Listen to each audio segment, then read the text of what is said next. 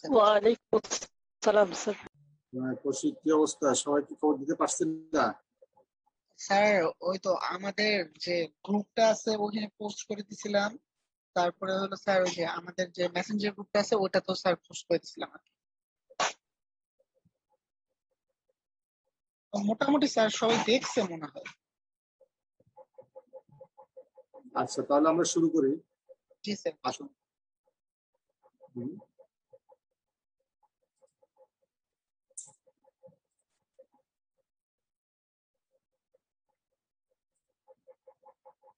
তোমরা দেখতে পাচ্ছ?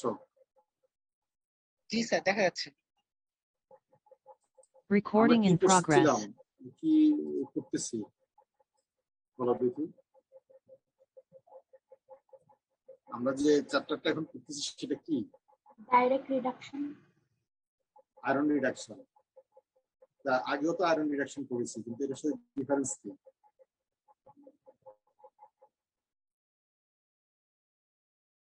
হ্যাঁ, মানে আয়রন অক্সাইড থেকে আয়রনটাকে সলিড অবস্থায় রেখে রিয়াকশন হচ্ছে, তাই না? আগে এটা কি ছিল? ব্লাস্ট ফার্নেসে মেল্টিং হয়েছে, লিকুইড আয়রন হচ্ছে, তাই না?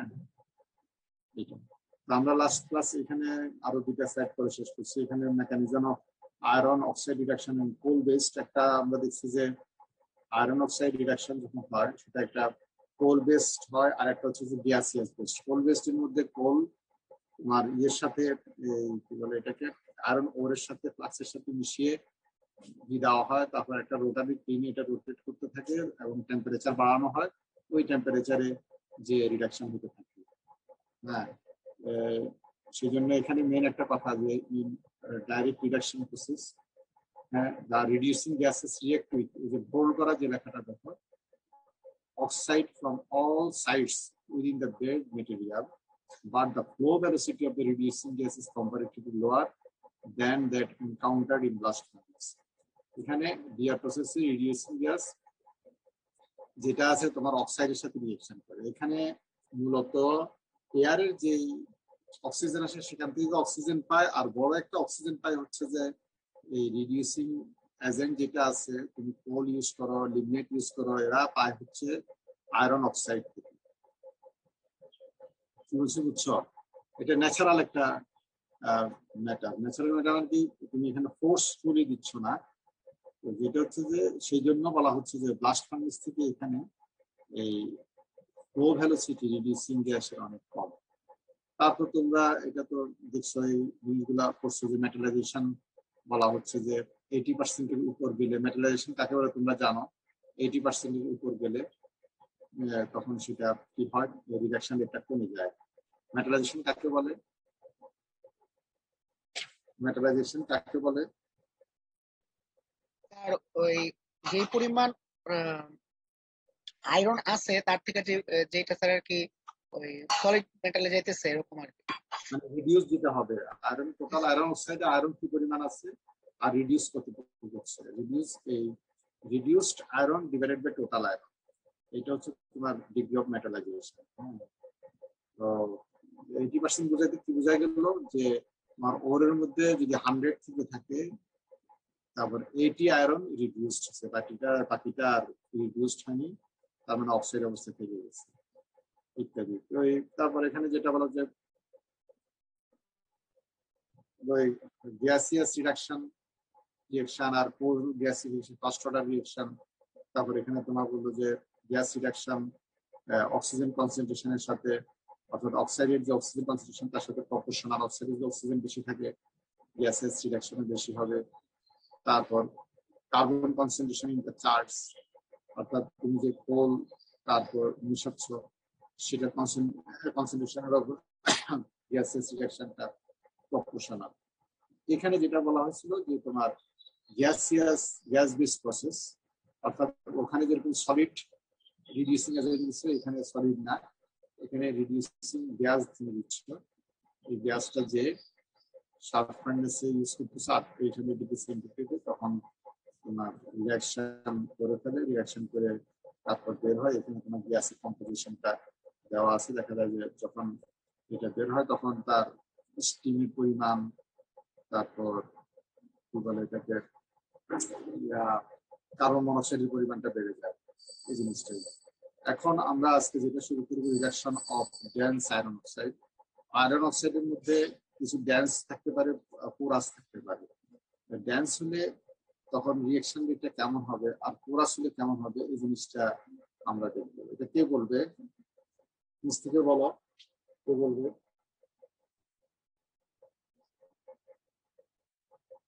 হ্যাঁ,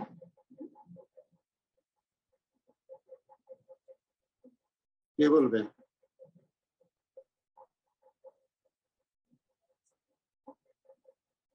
হুম,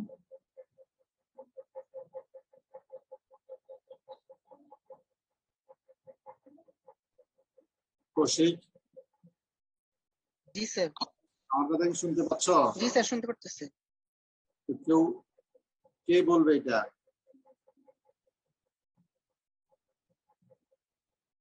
হুম,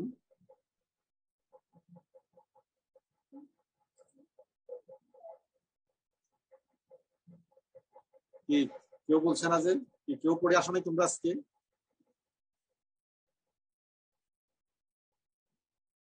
কথা বলো।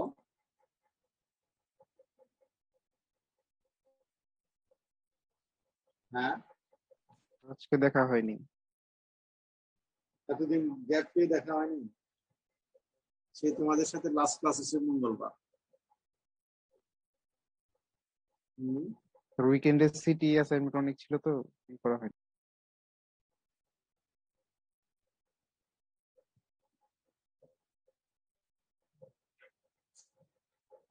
সিটি অ্যাসাইন করছে, সেজন্য সিটির জন্য স্যার এতদিন অনেক লাগে প্রেসার যাইতেছে রিসেন্টলি, মানে হ্যাঁ, অনেকগুলা আচ্ছা রিসেন্টলি অনেক প্রেসার যাইতেছে, মানে সবারই মুখে দিয়ে, মানে সিটি অ্যাসাইনমেন্ট একটু বেশি পড়ে যেতেছে তো শেষের দিকে।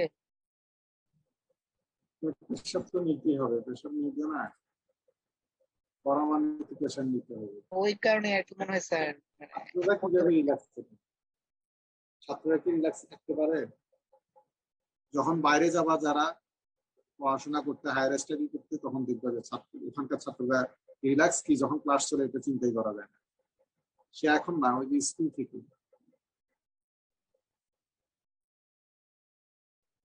আর তোমরা তো দেখা যায় ক্লাস চলুক না চলুক সবসময় রিল্যাক্স,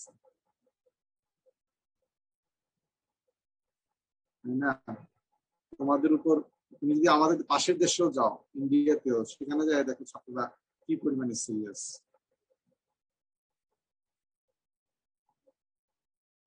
চায়নাতে যাও, তারপর ইন্ডিয়ার খোঁজ নাও, অনেক বেশি সিরিয়াস। তারা ইউনিভার্সিটি বলো, পুরো লেভেলে বলো, যারা পড়াশোনা করে, পড়াশোনা মানে ইউনিভার্সিটি পর্যন্ত যারা যায়, তো অনেকে ইউনিভার্সিটি যায় না, যারা পারবে না, পড়াশোনা চালাতে পারবে না, আগে সারেন্ডার করে টেকনিক্যাল সাইডে চলে যায়।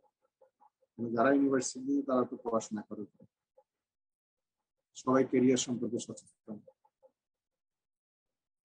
আর তোমরা রিল্যাক্সে থাকতে থাকতে লোভ নেওয়াটাই, মানে কি বলে, লেখাপড়া করাটাকে অনেক লোভ মনে করে, তাই না? হুম।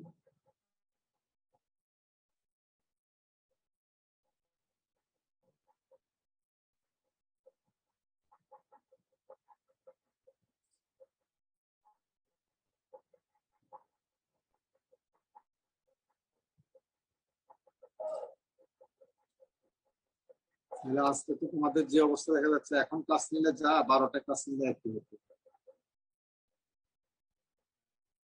তাই না?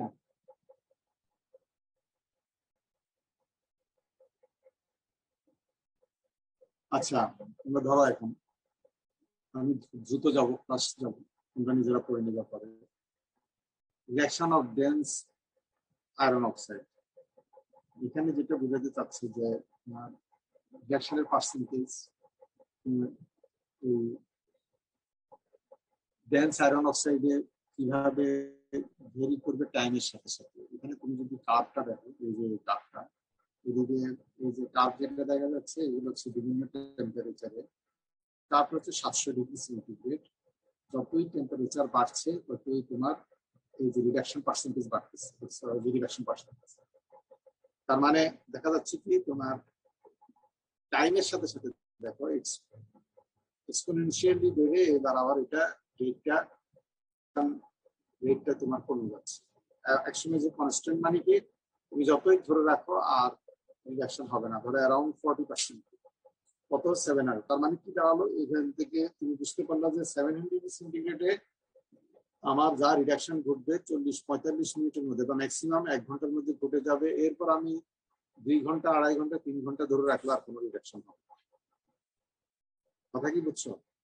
এরপরে তুমি যদি ধরো 100 ডিগ্রি বাড়িয়ে দাও, তাহলে দেখা যাচ্ছে যে তোমার রিডাকশন পার্সেন্টেজ অনেক বেড়ে যাচ্ছে এবং প্রায় 80%-এর কাছাকাছি, 80%-এর কাছাকাছি 80 মিনিটে। এরপরে দেখো তুমি যদি ম্যাক্সিমাম টেম্পারেচার এখানে যেটা দেখানো হয়েছে 1100 ডিগ্রি সেন্টিগ্রেড বাড়ায়, দেখো রিডাকশন রেটটা অনেক হাই, যে এখানে প্রায় 95%-এর উপর 96-97%-এ চলে গেল, এবং সেটা 1 আওয়ার।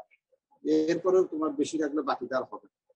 তার মানে এখান থেকে যেটা কি দাঁড়ালো, এখানে কি দাঁড়ালো যে এখান থেকে তুমি বুঝতে পারলা যে টাইমের সাথে সাথে লেন্স যেটা সেটা বাড়তে থাকে। আমি যদি এক কথা বলি, রিডাকশন রেট বাড়তে থাকে, এই জিনিসটি। তার মানে কেন তোমার এই লো টেম্পারেচারে রিঅ্যাকশনটা কমপ্লিট হলো না? হ্যাঁ, এটা বলা হচ্ছে কেন হলো না, এটা কেউ বলতে পারবা? এই যে এখানে এসে রিঅ্যাকশন রেটটা কেন কমপ্লিট হলো না? স্যার ওটা তো যে পোরিং এর মাধ্যমে হয় না, তো বাইরে হচ্ছে ওই ওই যেন বলে উস্টাইট আর হচ্ছে ম্যাগনেটাইটের লেয়ারের ভিতরে একটা শ্রিঙ্কেজ হয়, ফলে হচ্ছে আরো বেশি ডেন্সড হয়ে যায়। তো ওই যে ইয়াটাকে যেন বলে ডিফিউশন গ্যাস, রিডিউসিং গ্যাসের ডিফিউশনটা কমে যায়, এই জন্য স্যার রিডাকশন কমে যায়। আমরা পরে দেখবো। এখানে মূলত যেটা বলা হচ্ছে এটা হচ্ছে তোমার এই লো টেম্পারেচারে এসে তোমার কি হয়, ওই যে এর আগে দেখছো না ইকুইলিব্রিয়াম ডায়াগ্রাম, কার্বন মনোক্সাইড এবং বর্ডার ইকুয়েশনটা দেখছো না? সেখানে লো টেম্পারেচারে কি হয়, রিভার্স রিঅ্যাকশন হয় না? কার্বন ডাইঅক্সাইডটা কার্বন মনোক্সাইডটা কম থাকে।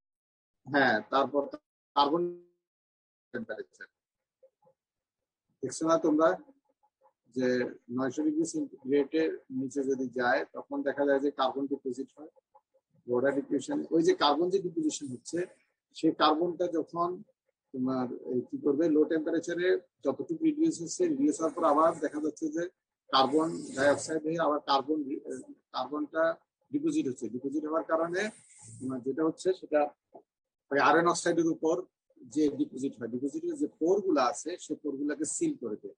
এখন যদি তোমার যদি গ্যাস, যদি কার্বন মনোক্সাইড যদি ঢুকতে না পারে, ভিতরের দিকে না যেতে পারে, তাহলে তোমার রিঅ্যাক্টেন্টের তোমার ইয়েতে কন্ট্যাক্টে না যেতে পারে, তাহলে তোমার রিঅ্যাকশন হবে না।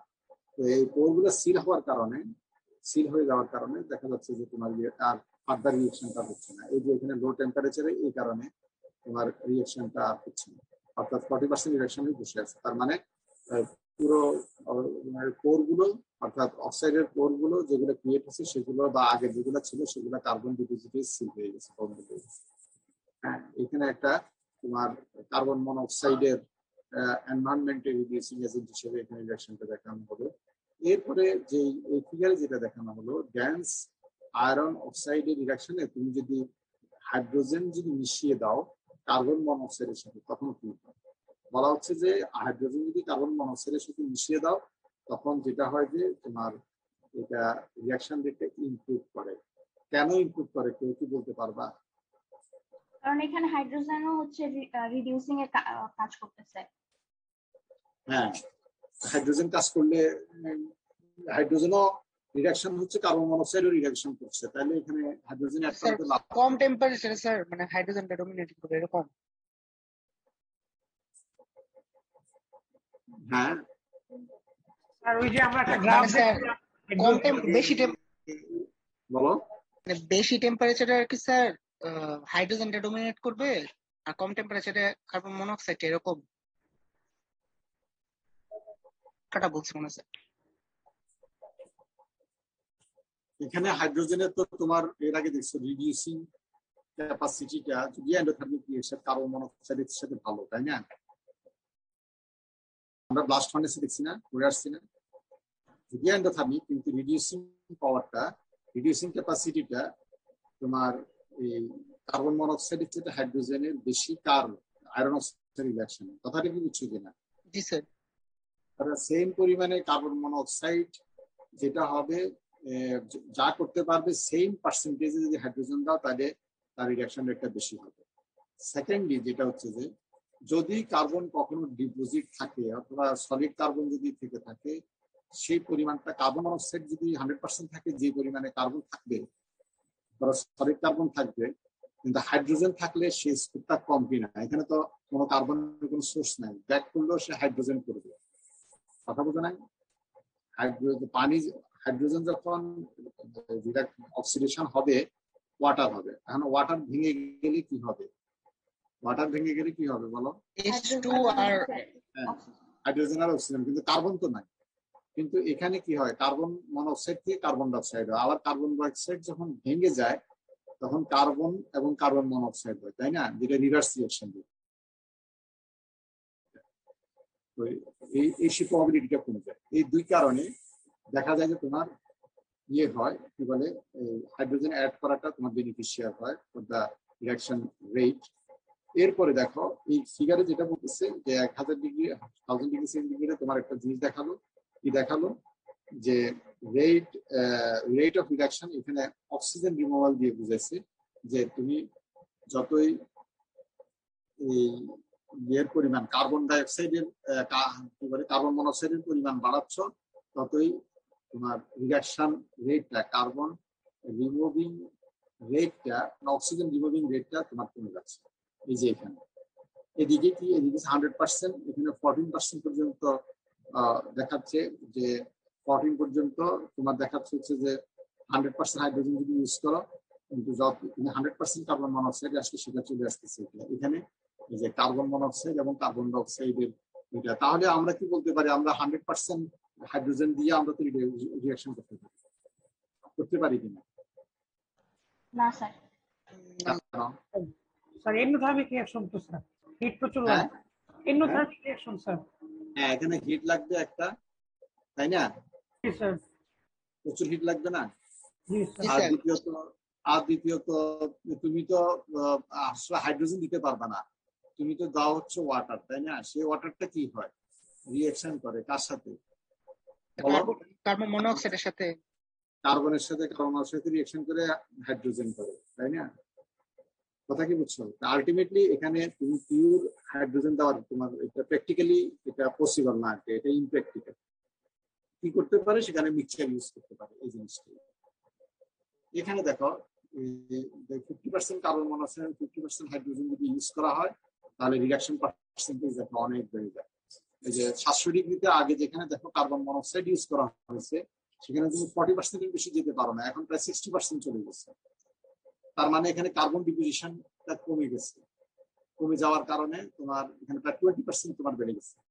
আর এই জায়গাগুলো তো দেখো প্রতিটা ক্ষেত্রেই দেখা যাচ্ছে যে তোমার রিডাকশন রেটটা অনেক বেড়ে গেছে। তো বলা হচ্ছে যে ডিরেক্ট রিডাকশন, বলা হচ্ছে যে এই দুইটা মানে হাইড্রোজেন এবং কার্বন মনোক্সাইড দুটো দিয়ে তোমার এইভাবে এখানে এই রিঅ্যাকশন হচ্ছে। টোটাল রিডাকশন রেটটা রিঅ্যাকশনটা দেখানো হচ্ছে, এবং তোমার এই কি বলা হয়, কি পরিমাণে টেম্পারেচার এখানে, কি পরিমাণে হিট সেটা দেখানো হচ্ছে এখানে। এরপরে আসো যে রেটটা, যেটা এখানে আরএনএস ইকুয়েশন যেটা আছে, সেই ইকুয়েশন দিয়ে এখানে এনভায়রনমেন্টের, অর্থাৎ দেখা যাচ্ছে তোমাকে একটা জিনিস দেখালো যে কার্বন মনোক্সাইডের সাথে তুমি যদি আস্তে আস্তে যদি হাইড্রোজেন মিশাতে থাকো, 75% হাইড্রোজেন পর্যন্ত যদি মিশাও, তাহলে তোমার রিডাকশন রেটটা তোমার কি হবে। এটা একটা আরএনএস ইকুয়েশন, তোমরা এটা জানো, এটা অনেক তোমাদের অনেক পড়া। এটা হচ্ছে তোমার রিডাকশন রেট। আর লন এই যেটা, এটা তো ইন্টারসেপ্ট, তোমরা এটা জানো, এটা হচ্ছে অ্যাক্টিভেশন এনার্জি, এই যে এটা। আর এখানে 1/T হচ্ছে তোমার এখানে ধরা হয়েছে যে এক্স এক্সিস ধরা হয়েছে। আর আর তো সেটা তোমরা জানো যে মোলার কনস্ট্যান্ট। এখানে যেটা দেখানো হলো, যে কি দেখানো হলো, এখানে দেখা যাচ্ছে যে তুমি যদি 100% কার্বন মনোক্সাইড ইউজ করো, তাহলে কি হচ্ছে তোমার টাইম টেম্পারেচার, টেম্পারেচার বাড়ার সাথে সাথে পার কেলভিন বলা হচ্ছে, তো টেম্পারেচার বাড়ার সাথে সাথে তোমার কি হবে, বাড়ার না, আসলে এটা কমা, এদিকে আসলে কমা না, মানে 1/T মানে কি, কথা বলো। টেম্পারেচার বেড়ে গেছে। টেম্পারেচার ডিক্রিজ না, তুমি যদি চিন্তা করো টেম্পারেচার ডিক্রিজ করছে কিনা, করার সাথে হ্যাঁ, তাহলে রিডাকশন রেটটা তোমার কমে যাচ্ছে।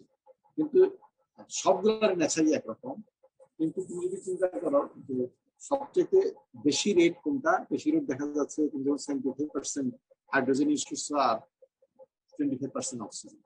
তো এগুলা এই ইকুয়েশন গুলো এগুলো এক্সপেরিমেন্টালি জেনারেট করা যায়, কথা কি বুঝছো? এগুলা তুমি যদি একই পরিমাণে অক্সাইড নাও, নিয়ে একই এনভায়রনমেন্ট রেখে তারপর তুমি যদি বিভিন্ন টেম্পারেচারে প্লট যদি পাও, এই প্লট থেকে তুমি ইন্টারসেপ্ট, তারপর হচ্ছে টেম্পারেচার তো তোমার জানাই আছে, তারপর এই 1/T ইন্টারসেপ্ট এটা, তারপর 1/T এটা তুমি বের করতে পারো, বের করে তুমি এই অ্যাক্টিভেশন এনার্জিটা ক্যালকুলেট করতে পারো। তো এখানে এইভাবে অ্যাক্টিভেশন এনার্জি ক্যালকুলেট করছে এই গ্রাফ থেকে, করে যেটা দেখা গেল যে 100% কার্বন মনোক্সাইড যখন 31.59 হচ্ছে, আর 100% হাইড্রোজেন যখন 53.56 হচ্ছে, অর্থাৎ যতই তোমার কার্বন হাইড্রোজেন বাড়ানো হচ্ছে ততই তোমার অ্যাক্টিভেশন এনার্জি বাড়লো। এই ইকুয়েশন থেকে এইখান থেকে ফাইনাল কনক্লুশনটা একটু দেখো।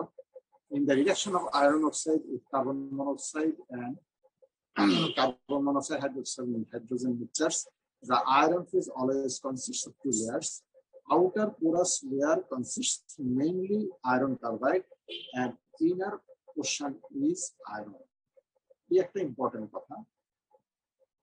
তোমার এখানে আমরা পরে রিঅ্যাকশনে দেখবো যে আয়রন অক্সাইড থেকে যখন আয়রন হয়ে যাচ্ছে, সে আয়রনটা খুব অ্যাক্টিভেটেড থাকে ওই টেম্পারেচারে, তখন সে কি করে, তোমার পাশে তো সলিড কার্বন আছে, পাশে আবার তোমার গ্যাসিয়াস কার্বন আছে, কার্বন মনোক্সাইড আছে, কার্বন ডাই, সেখান থেকে কার্বন নিয়ে তোমার ওই যেটা রিডিউস হচ্ছে সেটা আয়রন কার্বাইড ফর্ম করে দেবে।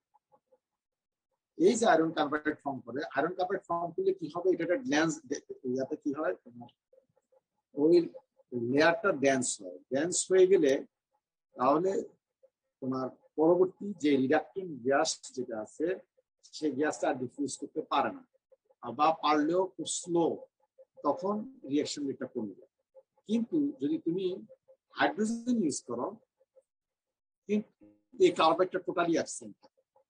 আগে যে কথাটা বলছিলাম যে এখানে হাইড্রোজেন দিয়ে তুমি যদি ধরো চিন্তা করো যে এখানে কোনো তুমি শুধু হাইড্রোজেন পাঠাচ্ছ, কোনো কার্বনের কোনো এজেন্ট নাই, শুধু হাইড্রোজেন দিয়ে করতেছো, তাহলে দেখা যাবে যে এই আয়রন কার্বাইডটা টোটালি অ্যাবসেন্ট।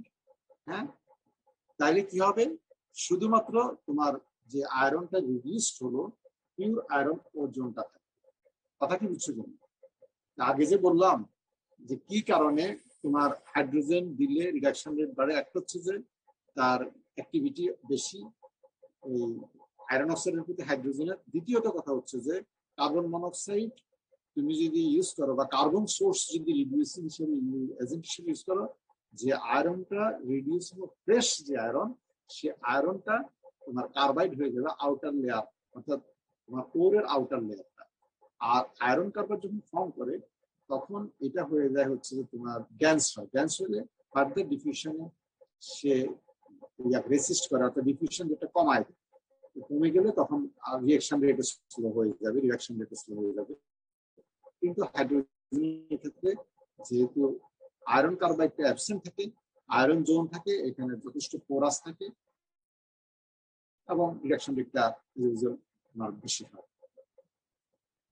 হ্যাঁ, তাহলে এখানে ওই কার্ভগুলো যেগুলো দেখছো তোমরা এখানে, এগুলো নিয়ে একটু এখানে ডিটেল একটু বললো যে হাইড্রোজেন রিডাকশনে যেটা দেখা গেল যে initial portion of the curve লিনিয়ারে এইটা কথা বলতেছে, a constant rate of reduction chemically control process. তাহলে হাইড্রোজেন রিডাকশনটা যেটা বলা হচ্ছে যে কেমিক্যালি কন্ট্রোল।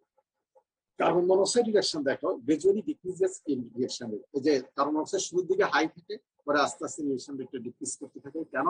তোমরা এটা জানো, এখন একটা আউটার লেয়ারে কার্বাইড ফর্ম করে dense process is control by both chemical reaction and gaseous. এখানে দেখো তাহলে কার্বন মনোক্সাইড রিডাকশনটা তোমার কেমিক্যাল রিঅ্যাকশনও হয়, আবার গ্যাসিয়াস ডিফিউশনও হয়। ওই যে গ্যাস ডিফিউশন হয়, reaction reduced iron reacts with carbon monoxide, form deposited active iron to form iron carbide. অর্থাৎ তোমার ওই যে কথাটা বললাম যে এখানে কি হয় যে রিডিউসড যে আয়রনটা থাকে সেটা কার্বন মনোক্সাইডের টাচে এসে তখন তোমার কি করে ওই যে আয়রন কার্বাইড ফর্ম করে। এটা হচ্ছে যে তাহলে হাইড্রোজেনটা রিঅ্যাকশনটা হচ্ছে কেমিক্যালি কন্ট্রোল কমপ্লিটলি, আর এটা হচ্ছে যে তোমার এই কেমিক্যাল রিঅ্যাকশন এবং গ্যাসিয়াস ডিফিউশন এই দুটোর মাধ্যমে এটা কন্ট্রোল হয়। মিক্সচার অফ কার্বন এবং হাইড্রোজেন আমরা তো দুইটাই ইউজ করছি, একটা পিওর হাইড্রোজেন আর একটা হচ্ছে পিওর কার্বন মনোক্সাইড। এখন মিক্সচার যদি হয় তাহলে দেখো the rates are intermediate. Rate controlling process in gas-based DRI is a combination of those behaving in the reduction by the pure gas. With increasing the carbon monoxide hydrogen ratios, the amount of iron carbide formed could increase. তুমি যদি carbon মনোক্সাইডের পরিমাণটা যদি আস্তে আস্তে বাড়াইতে থাকো তাহলে iron carbide increase করবে এবং গ্যাসিয়াস যে রিডাক্টেন্ট সেগুলোর ডিফিউশনটা রেজিস্ট্যান্সটা বাড়বে, তার মানে রিঅ্যাকশন রেটটা কমবে, এই কথাটাই বলতেছে। কথা কি বুঝছো? তাহলে এখান থেকে তোমরা বুঝতে পারতেছো যে যদি কম্বিনেশন অর্থাৎ কার্বন মনোক্সাইড এবং হাইড্রোজেন দেওয়া হয় তাহলে এটা তোমার কন্ট্রোল হবে হচ্ছে যে chemical, both the chemical and gaseous diffusion control এই দুটাই হবে। তাহলে এটা বুঝতে পারছো যে এখানে যেটা বিশ্লেষণ করলে এই প্রথম হচ্ছে হাইড্রোজেন, এটা হচ্ছে যে কার্বন মনোক্সাইড পিওর, আর মাঝখানে হচ্ছে ইন্টারমিডিয়েট স্টেজ। কোনটা কিভাবে কন্ট্রোল হচ্ছে এখানে আমরা এটা দেখলাম। এরপরে আসো এখন গেল ডেন্স আয়রন অক্সাইড। এখন আমরা দেখবো যে porous iron oxide. Porous iron অক্সাইডের বলা হচ্ছে reduction of porous iron oxide. এটা সবাই বুঝতে পারছে। পোরাস হলে কি হবে বলো? রিডাকশন রেটটা কি ফাস্টার হবে না স্লোয়ার হবে? ফাস্টার হবে স্যার। ফাস্টার হবে। কেন? সারফেস এরিয়া বেশি পাবে কোনটাকে? সারফেস এরিয়া বেশি হবে এবং একটা, আর দ্বিতীয়ত হচ্ছে তোমার ডিফিউশন যেটা আছে গ্যাসিয়াস ডিফিউশনটা এটাও তোমার কনস্ট্যান্ট থাকবে, এটা কমে যাবে না রিঅ্যাক্টিভ ডিফিউশনটা, তাই না? হ্যাঁ, যেমন এই যে এখানে তোমার দেখাচ্ছে যে কার্ভ যেটা দেখাচ্ছে দেখো এটা কত 700 ডিগ্রি, এটা হচ্ছে যে 700 না, এটা 700 না, এটা হচ্ছে তোমার 950 degree centigrade for carbon monoxide, এটা বলা হচ্ছে মিনিমাম। আর এখানে 1100 যেটা এইটা এখানে বেশি, কিন্তু আগে যেরকম ধরো ডিফারেন্স ছিল এখানে দেখো অনেক ভেরিয়েশন, এখানে মোটামুটি এগুলা খুব কাছাকাছি। এই যে তোমার পোরাস ম্যাটেরিয়ালের জন্য এটা হচ্ছে টাইমের সাথে রিঅ্যাকশন পার্সেন্টেজ, আর এটা কি বললো এটা হচ্ছে যে তোমার পিওর কার্বন মনোক্সাইডের জন্য, আর এটা হচ্ছে যে পিওর 50% কার্বন মনোক্সাইড আর 50% হাইড্রোজেনের জন্য এখানে দেখানো হলো। ডেফিনেটলি টেম্পারেচার বাড়ার সাথে সাথে তোমার রিঅ্যাকশন রেট বাড়বে, এটাই স্বাভাবিক, এটা টেম্পারেচার এফেক্ট। এবং এখান থেকে তোমার ওই যে অ্যাক্টিভেশন এনার্জি যেটা ক্যালকুলেট করলো সে আগের মতো, তখন দেখো 100% কার্বন মনোক্সাইড 12.05 আর 100 হাইড্রোজেনে 21.51 অ্যাক্টিভেশন এনার্জি সবগুলার কমছে এবং কাছাকাছি, অত ডিফারেন্স না। তুমি আগেরটার সাথে তুলনা করে দেখো 31 থেকে 53 সবগুলো অ্যাক্টিভেশন এনার্জি বেশি ছিল, এখানে অ্যাক্টিভেশন এনার্জি সবগুলার কম। এবং হাইড্রোজেন বাড়ার সাথে সাথে অ্যাক্টিভেশন এনার্জি বাড়ছে, কিন্তু এরা ডিফারেন্সটা কম, এই জিনিসটা এখানে এটা বোঝালো। তার মানে যেটা হচ্ছে যে তোমার এখানে পোরাস আয়রন অক্সাইড এখান থেকে যেটা বোঝা যাচ্ছে সেটা হচ্ছে রিঅ্যাকশন রেটটা বেশি হবে, রিডাকশন রেটটা বেশি হবে as compare to the dense iron oxide. এখন একটা জিনিস হচ্ছে যে আমরা বারবার বলতেছি যে এখানে কার্বন থেকে ডিপোজিট হয়, কার্বন ডিপোজিট হয়, তাই না? এই সলিড স্টেট রিঅ্যাকশনে কার্বন ডিপোজিট। এখন কার্বনটাকে ওরা বেনিফিশিয়ার বলতেছে, বেনিফিটস অফ কার্বন ডিপোজিট। কার্বনের কিছু বেনিফিশিয়ারি এফেক্ট আছে, সেটা কি আমরা দেখি। সেটা হচ্ছে carbon deposition reduced iron takes place in owing to the following. আর তোমরা জানো যে কিভাবে কার্বন ডিপোজিট হয়, কথাটা বললো যে at temperature below 900 fine carbon form and iron carbide form. অর্থাৎ তোমার এই যখন এটা রিডিউসড হয়ে গেল আয়রনটা, রিডিউসড আয়রনটা যখন কার্বন মনোক্সাইডের কন্ট্যাক্ট ওখানে থাকবেই সবসময়, তখন ওখান থেকে আয়রন কার্বাইডটা নিয়ে নেবে। হ্যাঁ, কার্বোরাইজেশন যেটা বলা হয়, তোমরা কার্বোরাইজেশন করছো? কার্বোরাইজেশন কাকে বলে? কার্বন ইনক্রিজ করা, ওইটা। হ্যাঁ, কার্বন ইনক্রিজ করা। কার্বন করছো নাকি কার্বোরাইজেশন? স্যার ওই ফুয়েলে পড়া হয়েছিল। হ্যাঁ, ফুয়েল এন্ড কম্বাসনে স্যার পড়া হয়েছিল। তাহলে কার্বোহাইড্রেশনের ডেফিনিশনটা কি? কার্বোহাইড্রেশন বলতে কি বোঝায়?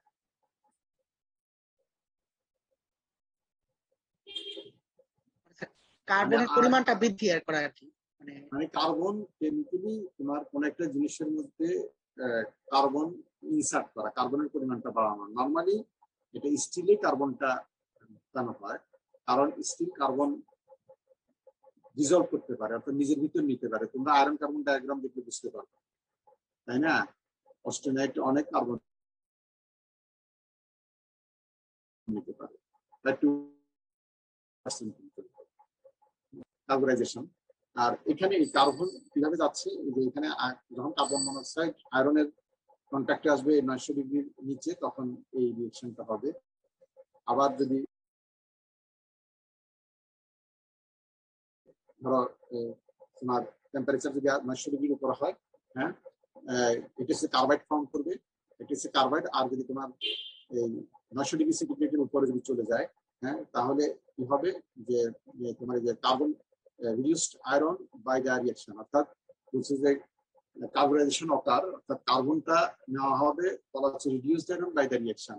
এই রিয়াকশনের মাধ্যমে তোমার এই কি হবে, তোমার এই কার্বনটাকে সে নিবে, অর্থাৎ কি করবে, সেই কার্বন যেখানে বের হলো, এই কার্বনটা সে সাথে সাথে আয়রনের মধ্যে চলে যাবে। এই জন্য ওই যে কার্বোনাইজেশন টেকনিক বিভিন্ন ভাবে করা হয়, কার্বন মনোক্সাইড দিয়ে করা হয়, অথবা তোমরা জানো যে মিথেন গ্যাস, আমাদের যে ন্যাচারাল গ্যাস আছে না, সেই ন্যাচারাল গ্যাসটাকে তুমি যদি 900-950 ডিগ্রিতে যদি হিট করো একটা ক্লোজ চেম্বারে, অর্থাৎ এয়ার থাকবে না, তাহলে দেখা যায় যে তখন এটা ক্র্যাক করে যায়। ক্র্যাক করলে সলিড কার্বন তৈরি হয়। ওই টেম্পারেচার 900-950 টেম্পারেচারে স্টিলটা থাকে অস্টেনাইট, অস্টেনাইটে তোমার কার্বনের সলিবিলিটি অনেক হাই থাকে। তখন সে যদি এরকম ন্যাসেন কার্বন বলা হয়, এই কার্বনটা যদি পায়, তখন সাথে সাথে ওইটা নিয়ে নেয়, এই কার্বনটাকে নিয়ে নেয়, নিজের ভিতর নিয়ে নেয়, এটা ডিজলভ রাখে। কথাটা বলছি। আর কেন এখানে এটা তো অস্টেনাইটের ভিতর আছে, দেখলে ডিজলভ হয়ে গেল, এটা কার্বোনাইজেশন বলা হচ্ছে। কিন্তু এখানে কেন কার্বাইড বলা হচ্ছে? এটা আয়রনের মধ্যে যাচ্ছে, অর্থাৎ তোমার কম্পাউন্ড ফর্ম করতে থাকে স্যার, আলাদা একটা বিসিসি, বুঝো নাই কথা? অর্থাৎ ফেরাইট, ফেরাইটে কার্বনের সলিবিলিটি অনেক কম। তোমরা আয়রন কার্বন ডায়াগ্রাম করছো না? জি স্যার। করছো? জি স্যার, পড়েছি। আয়রনের ফেরাইটে অনেক কম না, অস্টেনাইটে অনেক বেশি না? জি স্যার। অস্টেনাইট থাকবে 900 ডিগ্রির নিচে যদি থাকে, যদি ফেরাইট থাকে, তখন সেখানে কার্বনটা তো সলিউশন হিসেবে যাবে না, তখন এই কার্বাইড যাবে, আয়রন কার্বাইড, সিমেন্টাইট আমরা এটা বলি, O3C, বা মানে কার্বাইড হিসেবে তখন এই কার্বনটা ঢুকে যাবে। এই কথাটা বলতেছি। এখন দেখো DR process, degree of metallization not exceed, বলা হচ্ছে যে ডিগ্রি অফ মেটালাইজেশন 95 থেকে 96 এর বেশি যায় না, এবং নর্মালি যেটা করা হয় 90 থেকে 92%। কার্বোনাইজেশন খেয়াল করো, এই যে কার্বোনাইজেশন হলো, কার্বন যে ঢুকলো of DRI is thus beneficial and can be controlled by adjusting the reduction temperature or gas temperature in rotary in it cannot be very much। এখানে যে কথাটা আমি একটু এক্সপ্লেন করি, তোমরা পড়বা, এখানে পড়লে আরো ভালো। এই যে কার্বনটা ঢুকলো, খেয়াল করো ব্যাপারটা, এটা কি তাহলে আউটার লেয়ারে তোমার কার্বন আছে, আর ভিতরে কিন্তু তোমার কি নাই, কার্বন যেতে পারতেছে না। খেয়াল করো, টেম্পারেচার বেশি, কিন্তু ভিতরে কি আছে, আয়রন অক্সাইড, অক্সিজেন আছে না? আছে কিনা? কথা বলো। আচ্ছা স্যার। আছে। তখন এই কার্বনটা করে কি, তোমার অনেক সময় ওখানে ভিতরে অক্সিজেনের সাথে রিঅ্যাকশন করে, এবং এই কার্বনটা অনেক সময় তোমার আয়রনের মধ্যে থেকে যায়। এখন আয়রনের মধ্যে একটা হচ্ছে সেই কার্বনটা আবার রিডিউসিং এজেন্ট হিসেবে, ডাইরেক্ট রিডাকশন হিসেবে, রিডিউসিং এজেন্ট হিসেবে কাজ করতে পারে। আবার যদি ডিরেক্ট রিডাকশন হিসেবে কাজ না করে থেকে যায় আয়রনের মধ্যে, একটা বেনিফিট যেটা হচ্ছে যে তখন তোমরা জানো যে আয়রনের মধ্যে কার্বনের পরিমাণ যত বাড়তে থাকে, তত তার মেল্টিং পয়েন্ট কমতে থাকে। মেল্টিং পয়েন্ট কমতে থাকে কেন? আয়রনে কার্বনের পরিমাণ যত বাড়তে থাকে, আয়রনের মেল্টিং পয়েন্ট কমতে থাকে। এটা মানো কিনা? জি স্যার। আয়রন কার্বন ডায়াগ্রাম কি বলে, এটা বলে না? জি স্যার, যত বাড়তে থাকে কমে। আয়রনের মধ্যে যত কার্বন বাড়তে থাকে, তত মেল্টিং পয়েন্ট কি কমতে থাকে না? জি স্যার। জি স্যার। হ্যাঁ, এই যে মেল্টিং পয়েন্ট কমা, এটা আলাদা একটা বেনিফিট পাওয়া যায়।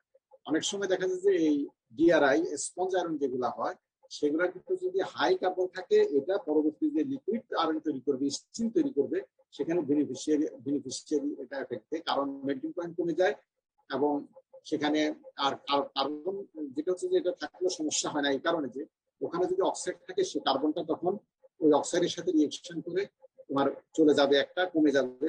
দ্বিতীয় কথা হচ্ছে যে তোমার এই কার্বনটাকে সহজে কমানো যায়। এক হচ্ছে মেল্টিং পয়েন্ট তুমি কমানো হইতেছো, আর কার্বন যদি তোমার কম লাগে, কার্বনটাকে সহজে কমানো যায়। যদি অক্সিজেন ল্যান্সিং করা হয়, তো কার্বন অটোমেটিক্যালি কমে যায়। অক্সিজেন ল্যান্সিং মানে কি, তুমি ধরো অন্যান্য অক্সাইড যদি আয়রনের ভিতরে দ্রবীভূত থাকে, মানে দ্রবীভূত মানে সলিউশন অবস্থা থাকে, তোমার স্টিল তৈরি করার সময় সাপোজ সিলিকন তোমার ইয়েতে বেশি থাকে, কাস্ট আয়রনে অর্থাৎ পিগ আয়রনে বেশি থাকে, কার্বন বেশি থাকে। তোমার স্টিল যখন তৈরি করতে যাবে, এত কার্বন থাকা যাবে না, এত সিলিকন থাকা যাবে না। এখন তোমাকে এটা রিমুভ করতে হবে। আর রিমুভ করে তুমি যখন মেল্টিং করো, যেহেতু high carbon high silicon, melting point অনেক কম, অল্পতে মেল্ট করে যাবে। এরপর তুমি কমাবা, কিভাবে কমাবা? অক্সিজেন তুমি ইনসার্ট করবা ইনসাইড দা লিকুইড আয়রন। তখন দেখা যাবে যে এই প্রথমে কার্বন যাবে, তারপর অক্সিজেন, এই সিলিকন যাবে ইত্যাদি। এখন তোমাদের প্রশ্ন হতে পারে যে তাহলে কি আয়রন রিডাকশন হবে না? না, ওখানে তোমরা যদি এলিমেন্ট ডায়াগ্রাম দেখো, অ্যাক্টিভিটি হিসাবে তুমি যখন অক্সিজেন ল্যান্সিং শুরু করবা, যে এলিমেন্টের অ্যাক্টিভিটি বেশি সে আগে যাবে, silicon, manganese, sulphur, phosphorus, carbon ইত্যাদির মাধ্যমে। তো দেখা যায় যে আয়রন অক্সাইডের সাথে অক্সিজেনের যেটা, তার থেকে অ্যাক্টিভিটি যে এলিমেন্ট গুলো বললাম, এই এলিমেন্ট গুলোর বেশি থাকে। কথা কি বুঝছো? বেশি থাকার এগুলো আগে রিডিউস হবে, সরি এগুলো আগে অক্সিডাইজ হয়ে চলে যাবে। তার মানে এখানে যেটা হচ্ছে যে এই কার্বন ডিপোজিশনটা আমাদের জন্য প্রথম হচ্ছে যে কিভাবে ডিপোজিশন হয়, কোন রিঅ্যাকশন হয়, দ্বিতীয় হচ্ছে যে এটা আমাদের কি উপকার করে, কি বেনিফিট দেয়। আর এমনিতেই ধরো কার্বন ডিপোজিশন হলে যদি 90 থেকে 92% যদি তুমি রিডাকশন মেটালাইজেশন পেয়ে যাও, তাহলে তোমার এটা সমস্যা না, বরং এটা বেনিফিশিয়ারি আছে। কারণ এর থেকে বেশি আমরা এক্সপেক্ট করি না। অক্সাইড পরের গুলো থাকলে পরবর্তীতে মেল্টিং এর সময় এই অক্সাইড আবার তোমার দেখা যায় যে রিডাকশন হয়ে যায়, আয়রন হিসেবে চলে আসে।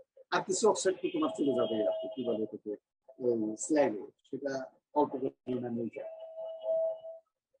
এই গেল এটা। আর একটা হচ্ছে rate of iron oxide reduction. এখন আসলে যে আয়রন অক্সাইড রিডাকশনের রেট, তোমাদের 9টা ক্লাস আছে?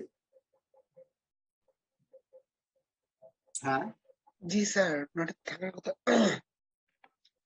9টা ক্লাস আছে তোমার? জি স্যার, জি স্যার। আচ্ছা ঠিক আছে, আমি ধরো 5 মিনিটের মধ্যে শেষ করছি। আজকে তো শেষ হচ্ছে না পুরা। আচ্ছা, the mechanism of iron oxide reaction, মানে আয়রন অক্সাইড রিঅ্যাকশনটা আসলে কমপ্লেক্স। হ্যাঁ, কারণ এটা অনেকগুলা স্টেপ এটা রিঅ্যাকশন হয়। কারণ হচ্ছে আয়রন অক্সাইড তোমরা জানো যে Fe2O3 থাকে, তারপর হচ্ছে যে হ্যামারটা যদি Fe3O4 ফর্মে থাকে, তাহলে এটা প্রথমে Fe2O3 যদি থাকে, এটা Fe3O4 হবে, Fe3O4 থেকে এটা FeO হবে, তারপর হচ্ছে যে তোমার আয়রন হবে ফাইনালি। তো এটা যেটা হচ্ছে যে অনেকগুলা স্টেপ বাই স্টেপ হয়। এবং এখানে এই রিডাকশন রেটটা কন্ট্রোল হচ্ছে যে এই যে স্টেপে যে সবচেয়ে স্লো রিডাকশন হবে, স্লো হবে যে রিঅ্যাকশনটা, সেটাই হচ্ছে স্টেপ আপনার কোথায় আছে। তো এখন তুমি কি সবচেয়ে সবগুলাকে সাম করবা এটা রিডাকশন রেটে? না, সবচেয়ে বেশি যেটা রেট সেটাকে তুমি রিডাকশন রেট ধরবা, না সবচেয়ে কম যেটা সেটাকে ধরবা? যে স্টেপে সবচেয়ে কম যেটা, সবচেয়ে কম যেটা সেটাকে তুমি ধরবা। কথাটা কি বুঝছো? অর্থাৎ রিঅ্যাকশন রেটটা, কারণ হচ্ছে যে যেটা স্টেপ যদি হয়ে থাকে, একটা স্টেপ যদি কম হয়, তাহলে তো রিঅ্যাকশনটা কমপ্লিট হবে না, বুঝো না? এরপরে দেখো কেমিক্যাল রিঅ্যাকশনস বলা হচ্ছে যে এটা হোমোজিনিয়াস হইতে হবে, হয় অথবা এটা বলে যে সিঙ্গেল ফেজ হয়, অথবা হেটারোজিনিয়াস হয়। কিন্তু আয়রন অক্সাইডের ক্ষেত্রে যেহেতু আয়রন অক্সাইড হচ্ছে সিঙ্গেল ফেজ না, আয়রন অক্সাইড কি তোমার মাল্টি ফেজ না? কথা বলো, আয়রন অক্সাইড মাল্টি ফেজ কিনা? জি স্যার, অনেক দিন থাকে তো স্যার। 3টা ফেজ না আয়রন অক্সাইডের? জি স্যার, হেমাটাইট, ম্যাগনেটাইট, উস্টাইট। হ্যাঁ, তাহলে এটা হেটারোজিনিয়াস রিঅ্যাকশন হয়। রিডিউসিবিলিটি অফ আয়রন ওরস। এখন দেখো রেট বেনিং স্টেপস বলতে বলা হচ্ছে যে nature of the reaction system, contact হচ্ছে যে তোমার এই রিঅ্যাক্টিং ফেজ গুলো আছে তাদের ভিতর কন্টাক্ট হচ্ছে এটা। আর একটা হচ্ছে যে নেচার অফ দ্য আয়রন। তার মানে রেট ডিটারমিনিং যে স্টেপস, এটা হচ্ছে যে কি ধরনের রিঅ্যাকশন সিস্টেমটা কি, নেচারটা কি, আরেকটা হচ্ছে কন্ট্যাক্টটা কেমন রিঅ্যাক্টেন্ট গুলোর মধ্যে, আরেকটা হচ্ছে যে আয়রন অক্সাইডের নেচার। এবং এই রিডিউসিবিলিটি, আয়রনের রিডিউসিবিলিটি ডিপেন্ড করবে হচ্ছে যে particle size, particle shape, particle size distribution. Size distribution বলতে মানে কি একটা সিঙ্গেল সাইজের না ওয়াইড রেঞ্জের তোমার পার্টিকেল আছে, সাপোজ ধরো 2 মিলিমিটার থেকে শুরু করে 40 মিলিমিটার পর্যন্ত আছে, সবগুলা সমানভাবে আছে এরকম না, একটা পার্টিকুলার সাইজ বিশেষ এটা density, porosity, crystal structure, composition, এই জিনিসগুলো। এবং এই প্রত্যেকটা জিনিসই তোমার সারফেস এরিয়াকে ইনফ্লুয়েন্স করে। রিলেটিভ সারফেস এরিয়া যেটা ওরের সেটা, অর্থাৎ রিলেটিভ সারফেস এরিয়া যখন পার্টিকেল সাইজ যদি কমতে থাকে তাহলে কি হবে, তোমার সারফেস এরিয়া বাড়তে থাকে, তাই না? পার্টিকেল শেপ রাউন্ড হয়, তারপর হচ্ছে তোমার কনিক্যাল হয়, ইত্যাদি হয়। তারপর হচ্ছে যে পার্টিকেল সাইজ ডিস্ট্রিবিউশন একটা কথা, যে পার্টিকেল একই সিমিলার সাইজের যদি ইয়া থাকে, পার্টিকেল থাকে, তখন দেখা যাবে যে পোরোসিটি বেশি আসবে, পারমিয়েবিলিটি বেশি আসবে। হ্যাঁ, তারপর হচ্ছে আবার সারফেস এরিয়া তখন যদি ডিফারেন্ট সাইজ হয় যে আসবে, তার সারফেস এরিয়া কম হবে, ইত্যাদি ইত্যাদি। এখানে তোমার যেটা দেখালো যে বিভিন্ন ওর নাম্বার দেখাচ্ছে, ধরো ওর 1, 10, 26 এই নাম্বার দিল, এই নাম্বারগুলোর সাথে সাথে পোরোসিটি কার বেশি, এর সাথে তোমার রিঅ্যাকশনের পার্সেন্টেজটা দেখাচ্ছে, অর্থাৎ রিঅ্যাকশন রেটটা তোমার দেখাচ্ছে। আমি যদি 16টা ধরি, 16 কোথায় এখানে 16 এটা, হ্যাঁ 16 লিস্টে পাই নাই স্যার। 16টা লিস্টে নাই, এটা কোনটা বুঝাইছে? মনে হয় 18 টা, কারণ স্যার এই ওর নাম্বারিংটা কিভাবে করছে? 18 মনে নাই এখানে, তাহলে 18 হবে। আর 26টা স্যার, 26 এর লাইন নেই তো এখানে। 26 18 আছে, 18 আছে নাই না স্যার, 18ও নাই, তবে 20 মানে 26 আর 16 তো মানে 1 এর বদলে 2 বসে। আচ্ছা এটা অর্ডার এখানে ভুল আছে, এখানে 20, এটা 26 হবে। এই যে জি স্যার, ওটা উপরের দিকে হওয়া উচিত। এটা 26 হবে। অর্ডার হিসাবে যেটা আসতেছে এই 16 হচ্ছে যে তোমার 18 যেটা দেখাচ্ছে এটা 16, অর্থাৎ পোরোসিটি যতই কমতেছে ততই তোমার রিডাকশন পার্সেন্টেজটা কমতেছে। স্যার 18 এর তো বেড়ে গেছে পোরোসিটি কোনটা 4%, আর 33 তো 1.2%। 33 পোরোসিটি স্যার 18 এর থেকে কম। 18 এ তো 4%, এটা এই এখানে যেটা 16 দিছে এটা 18 হবে আর কি। পোরোসিটি এখানে সবচেয়ে কম। আর এখানে তোমার 10 এর পরে এখানে ভুল দিছে, এটা 25, 34, 23, 33, এখানে যেটা দিছে এটা ভুল দিছে, এটা 29, এটা 26 হবে। এটা স্যার 33 তো পোরোসিটি 18 এর থেকে কম। আর 33 পোরোসিটি তো 18 এর থেকে কম, 1.2। 33 কোনটা? 33 তো 1.2। আর 18 এর, জি স্যার, আর 18 এর তো বেশি 33 থেকে। এখানে কি হলো বুঝলাম না। ট্রেন্ডটা এখানে যেটা বোঝা যাচ্ছে যে তুমি যদি বলো যে ট্রেন্ডটা এখানে অন্য কিছু আছে কিনা, এটা কিছু এক্সপ্লেইন করে নাই। হ্যাঁ, কিন্তু এখানে যেটা ট্রেন্ডটা ওরা বুঝাতে চাচ্ছে যে তোমার পার্সেন্টেজ পোরোসিটি বাড়ার সাথে সাথে তোমার রিডাকশন পার্সেন্টেজটা বেড়ে যাচ্ছে। এটা হচ্ছে যে এই কার্ভে তোমার দেখাতে চাই মূল এটাই। আর 55 হয়ে গেছে না? আমরা তাহলে এটা শেষ করি। এটা কি ইম্পর্টেন্ট জিনিস যে এখানে যে রিঅ্যাকশন গুলো হচ্ছে, এটা নেক্সট ক্লাসে তোমরা পড়ে আসবে, বুঝছো? নেক্সট ক্লাসে আমরা একটু বেশি করে পড়বো। নেক্সট ক্লাস কি দাঁড়ায় তোমাদের সাথে? মঙ্গলবার স্যার, মঙ্গলবার কখন? 9টায়? 10টা স্যার।